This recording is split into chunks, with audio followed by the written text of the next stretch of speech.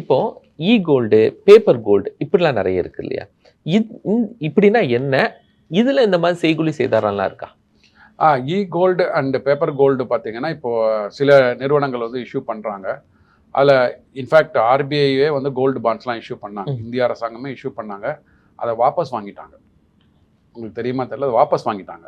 ஏன்னா கோல்டுக்கு bond issue பண்றோம் அப்படின்னா, சர்டிஃபிகேட் நீங்க இஷ்யூ பண்றீங்கன்னா, அதற்கு அடித்தளமாக அந்த பிசிக்கல் கோல்ட நான் வாங்கி வச்சிருக்கணும்.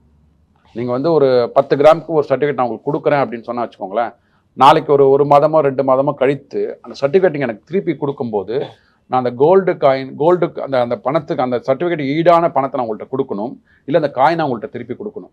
ஸோ அந்த காயினே இல்லாம, காயின்ல நான் இன்வெஸ்ட் பண்ணாம எப்படி நான் உங்கள்ட்ட பணத்தை குடுக்க முடியும்? இல்ல காயின குடுக்க முடியும்?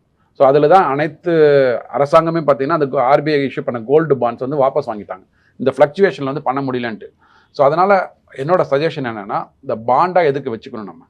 ஏன்னா பாண்டா வைத்திருக்கிற கம்பெனியோட நம்பகத்தன்மை நமக்கு தெரியாது.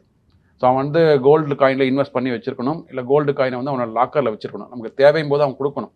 அப்போ கொடுப்பாங்களான்ற ஒரு நம்பிக்கை வந்து அரசாங்கமே வேண்டான்னு ஒதுங்கி போகும்போது தனியார் நிறுவனங்கள் எப்படி நம்ம நம்ப முடியும்? அதனால் இட் இஸ் பெட்டர். நான் வந்து என்ன சொல்கிறேன்னா, ஃபிசிக்கலாக காயின்ஸை வாங்கி நம்ம லாக்கரில் வச்சுக்கிறது வந்து பெட்டராக இருக்கும். இல்லை அந்த நிறுவனங்கள் மேலே உங்களுக்கு நம்பிக்கை இருக்கிறது, இந்த நிறுவனங்களோட அந்த ப்ரமோட்டர்ஸ் மேலே நம்பிக்கை இருக்குது, இது ஒரு 50 ஆண்டுகளாக நடந்து வந்த நிறுவனம் அப்படின்னா அந்த நம்பிக்கையின் அடிப்படையில் நீங்கள் போடலாம். ஆனால் அந்த நம்பிக்கை வந்து தனிநபரை சார்ந்தது.